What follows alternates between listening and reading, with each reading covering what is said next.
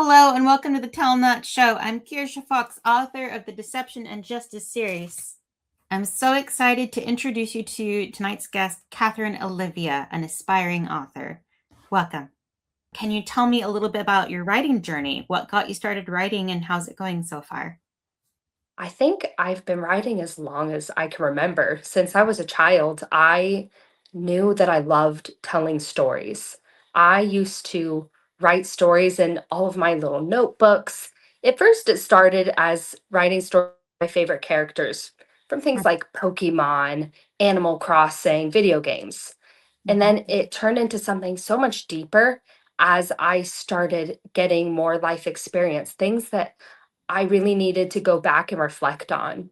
mhm, And something about creating characters and other people going through the same things really gets you intros- introspective and thinking about life. And let me rephrase that. That's fine. It's fine. It's a tough question, right?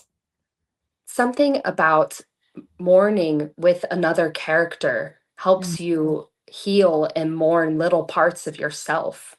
yes. It's about And empathy and yeah, being able to walk in someone else's shoes for a little while. and I started to write in creative writing clubs, creative Mhm, writing groups, and I lost some of that momentum when I became a mom. mhm, But just the past year, I've been really getting back to that part of myself mhm, through writing little pieces about things that the kids do, little funny things that they do. And it really helps me appreciate the time and space where I'm at in mhm. life. It, Which is important and also really difficult. yes, it's it's a really difficult yet really healing thing for me to write and to think about things through another person's perspective, and helps me really be grateful for what I have and where I am. Mhm. For sure. All Which is right. a really hard thing to be sometimes.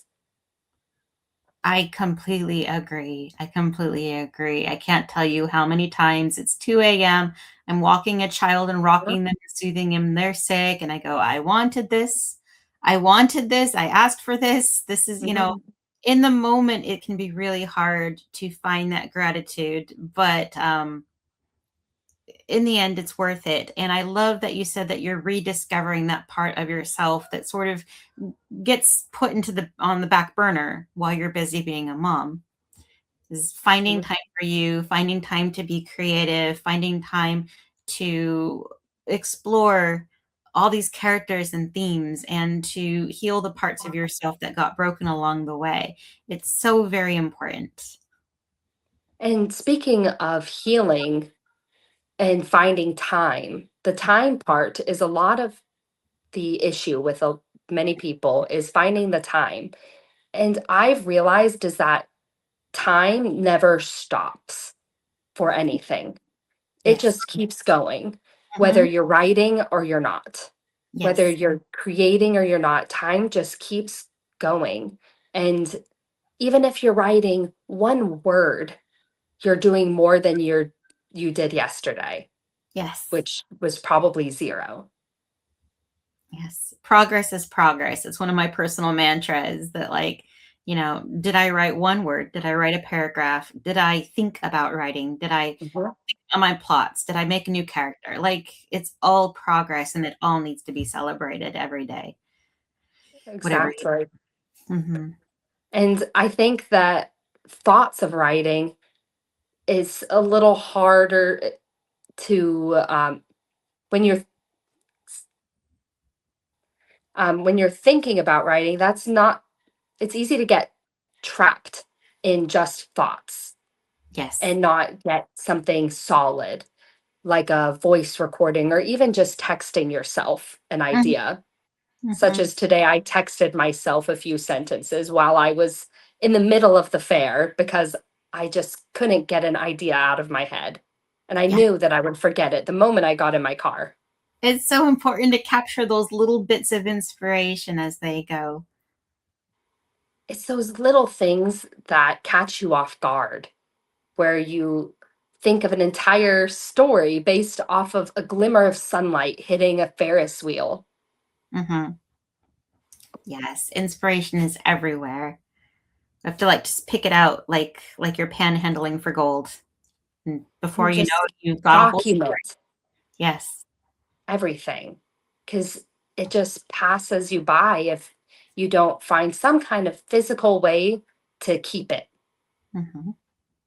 whether it's a picture or a single word. Yes. All right. So, can you tell me what genres you're drawn to? What kind of writing is it that you do? I like realistic fiction. I guess you could say literary fiction and drama.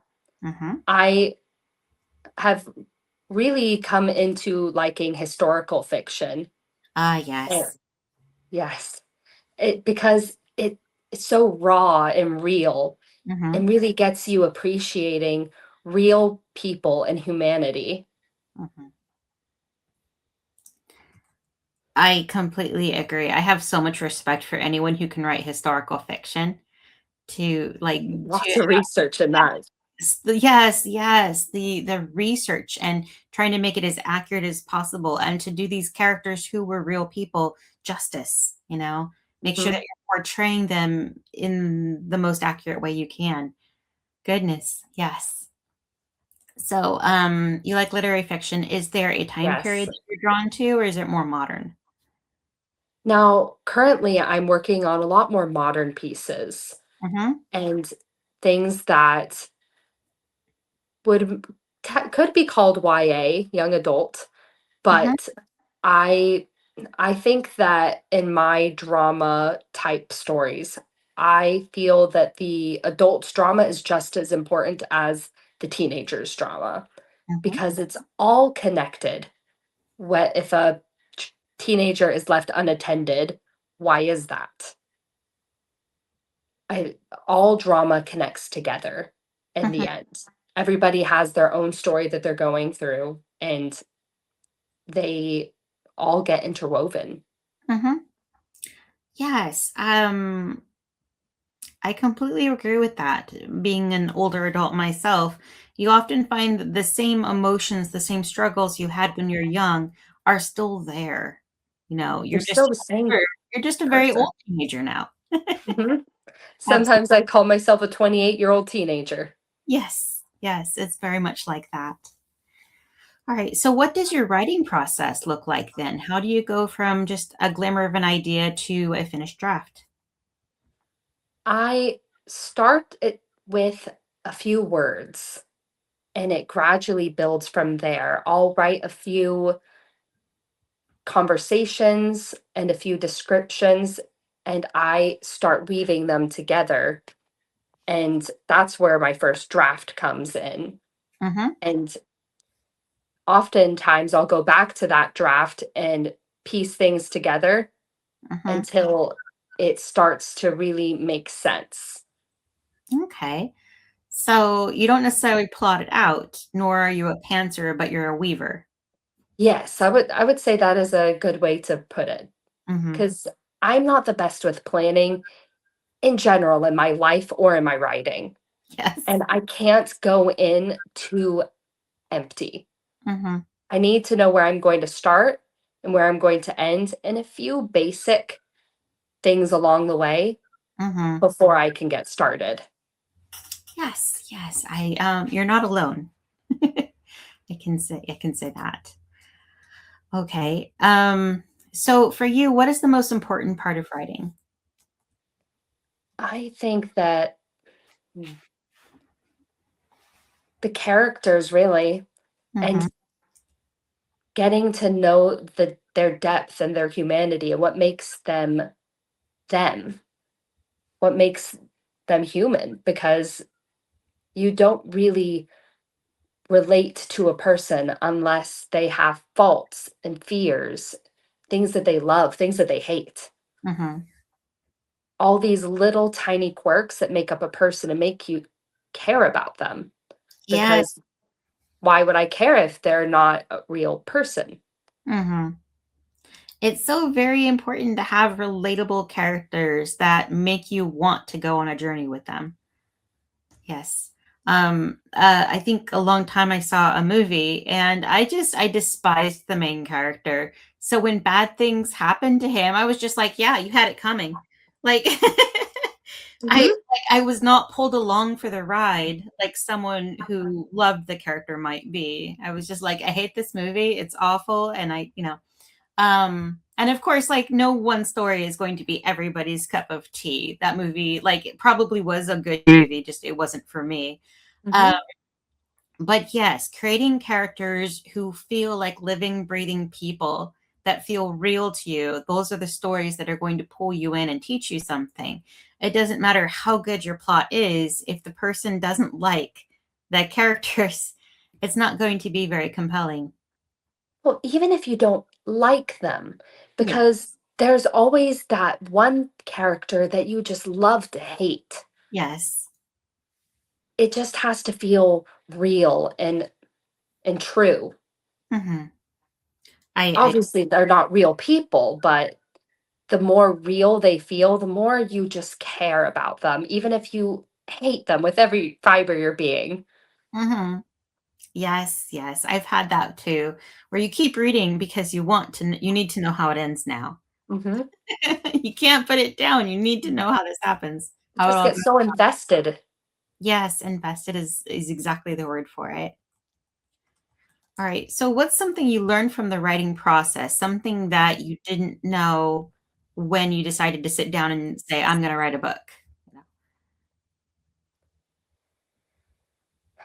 I think the biggest thing that I've learned is how I process my emotions because I don't always feel things within the moment.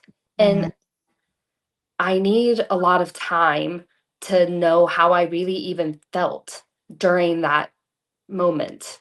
Hmm. And it's very it's a very difficult thing for me to realize about myself because I need a lot of time to go back and think.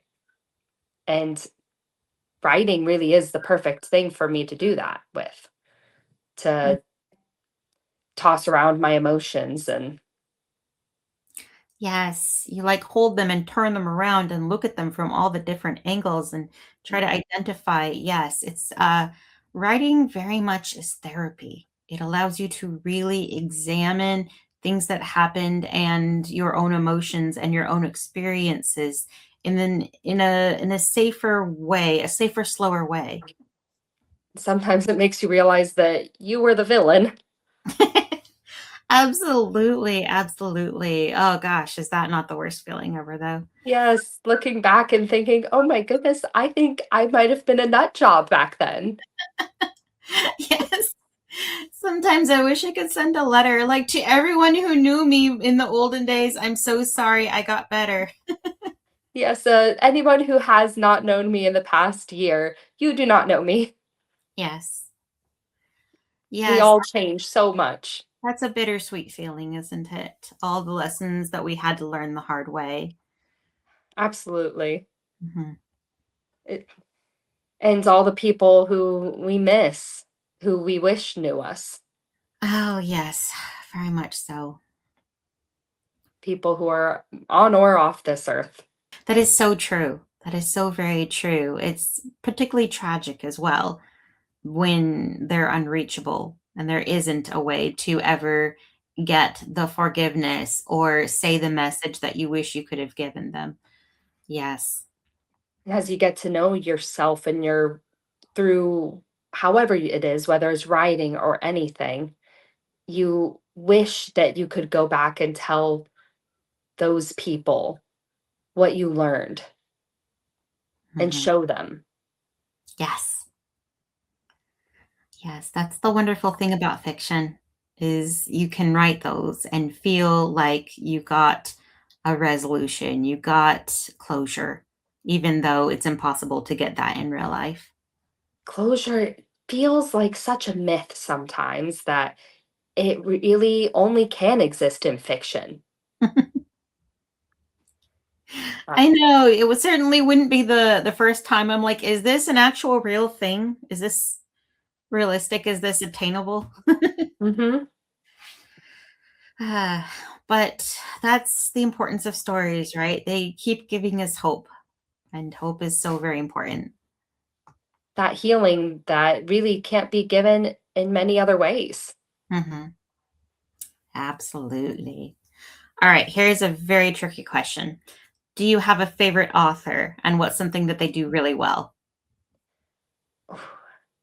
I would have to say Kristen Hanna Mhm. because she just has this way of shattering your heart to pieces and then putting all those pieces back together somehow and makes you really fall in love with the time periods that she writes about and the people and makes you think about your own humanity and how it relates to them.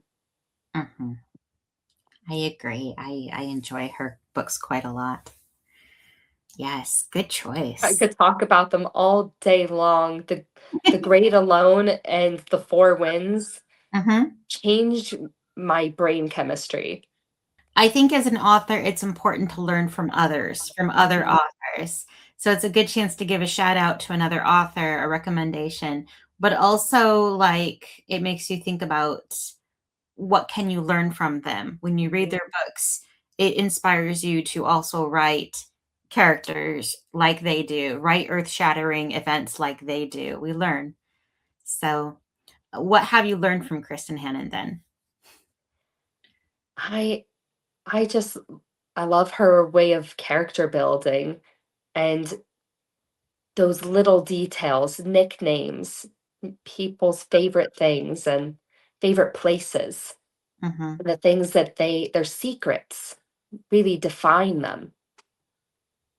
And even if these secrets are not revealed to the other characters, mhm, it's something that you share with the characters. mhm, Oh, I do think one other author I would like to make a special mention to is Emily Henry for sure. I've mhm. been I think I have read 7 of her books within just the past year. Oh, that's a lot. Yeah. I am a little bit of a speed reader, Mhm, so I have been consuming anything I could find at the library of hers. And I recently read A Million Junes, mhm, and that's one of her earlier works. And not a lot of people know about that one.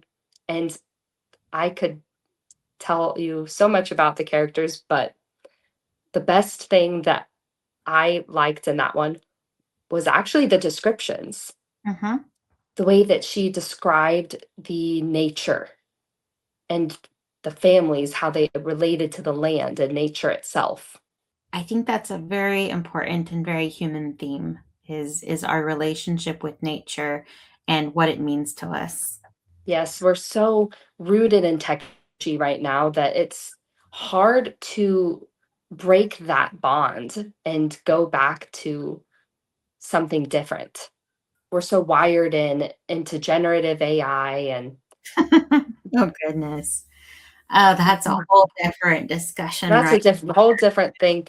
But getting really grounded into nature and finding those little moments where you notice the small things, Mhm, where just sitting there and being present and noticing those little things in your environment that you might not have otherwise. mhm. Yes, very much, grounding our souls. It's so very important. So, we touched on this a little bit earlier. How do you make time for writing? I feel like I have to force the time sometimes. Mhm, I will schedule a little bit of time usually. It doesn't always work where mhm, I make it a point to have an exact hour to hour time where I will force myself to go into a cafe with only my notebook and my pencil with no other distractions. And people mhm. know to not call me because I will not have my phone. Mhm. And I will not transcribe these things until the evening because sometimes you just need to unplug and get away from a screen, which Yes. I find that I need to force myself to do that sometimes. Yes, it's so easy to be distracted, and half an hour later, you're like, "Oh, wait, I've sat down to write." But in the Mhm. meantime, you've checked Facebook, you've checked your emails, you've checked whatever Sometimes you have whatever to take that option away from yourself. Mhm.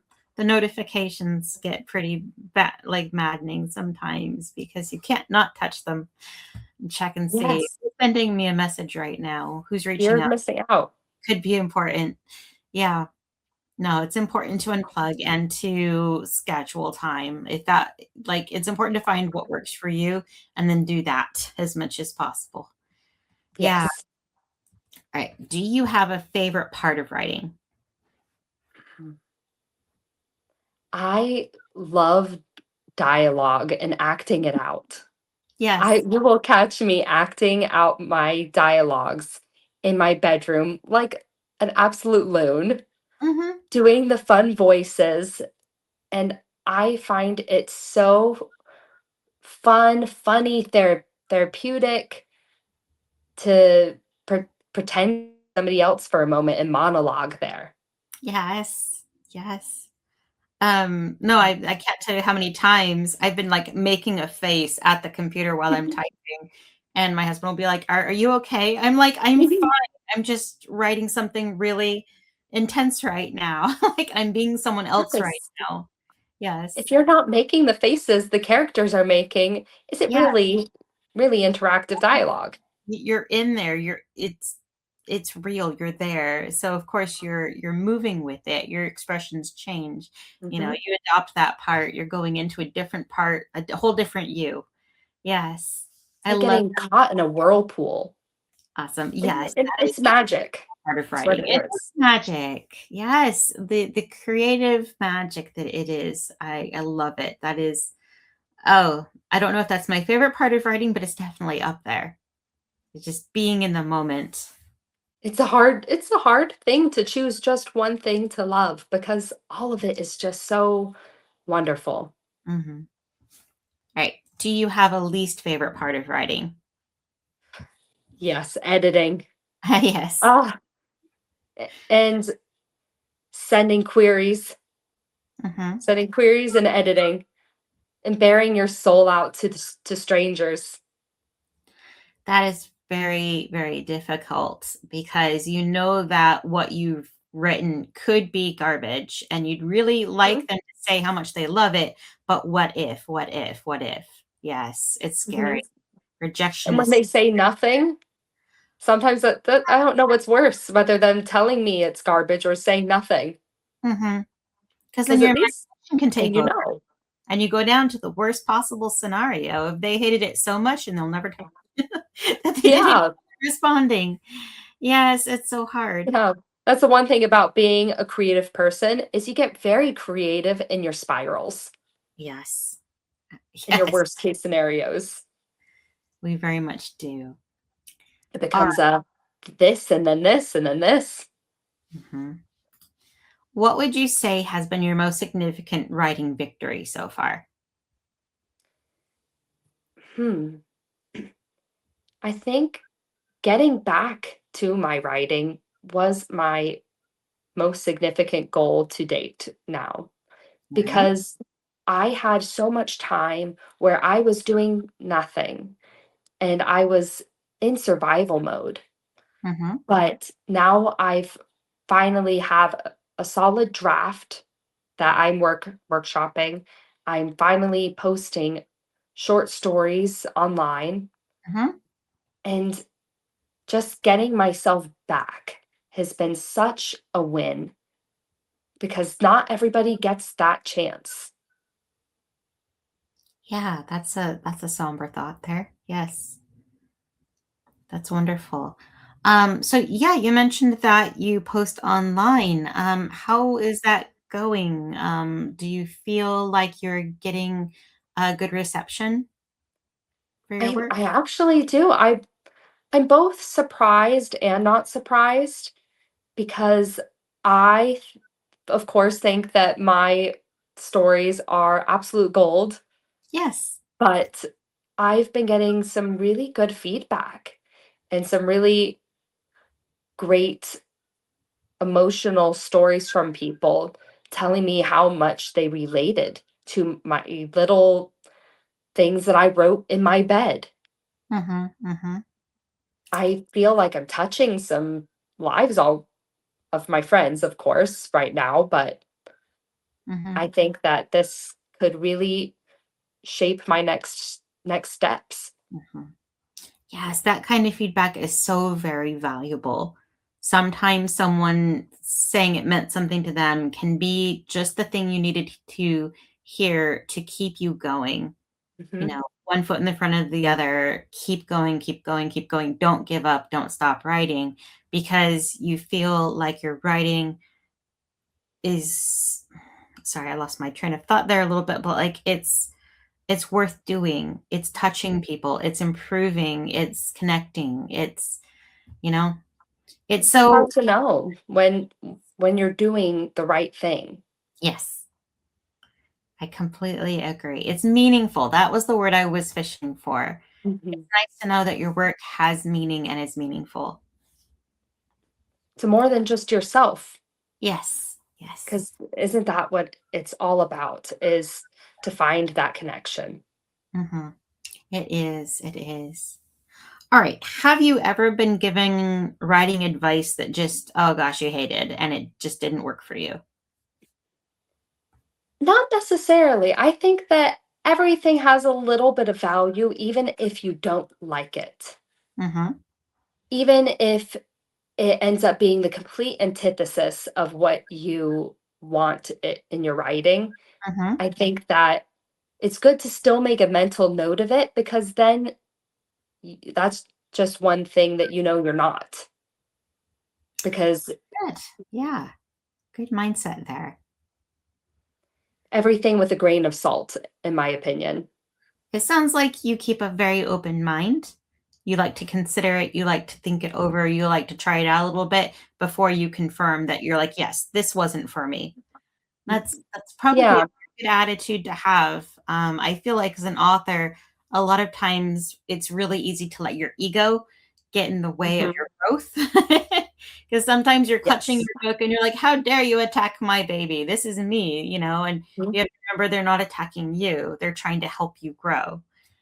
Yes, and it's so hard to not Yeah. to remind yourself that they do not have the intention to attack you.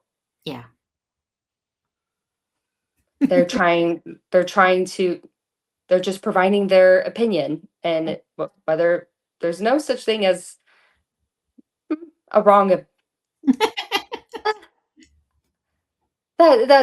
didn't come out right, but there Oh, is such thing as a wrong opinion, but there's a wrong opinion.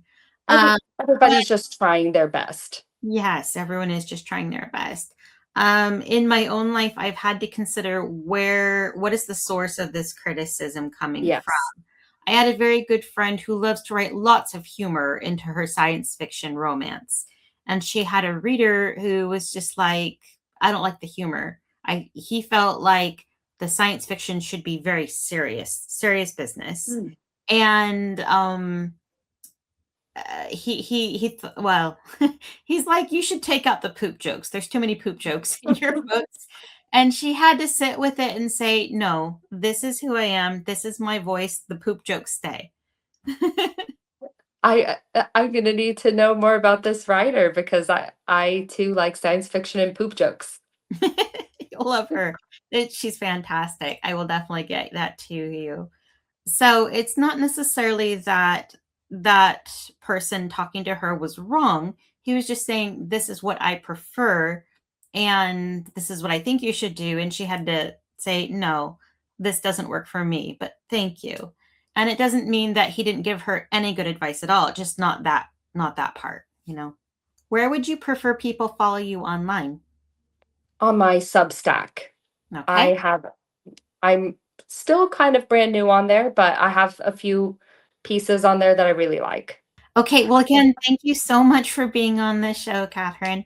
And thank you to everyone who's listening along, and join us next week. And remember, there's always more than one way up a mountain. To be on the show, find us on social media at The Tellnut Show or email us at thetellnutshow@gmail.com. Thanks. Thank you for having me. Have a wonderful evening, everyone.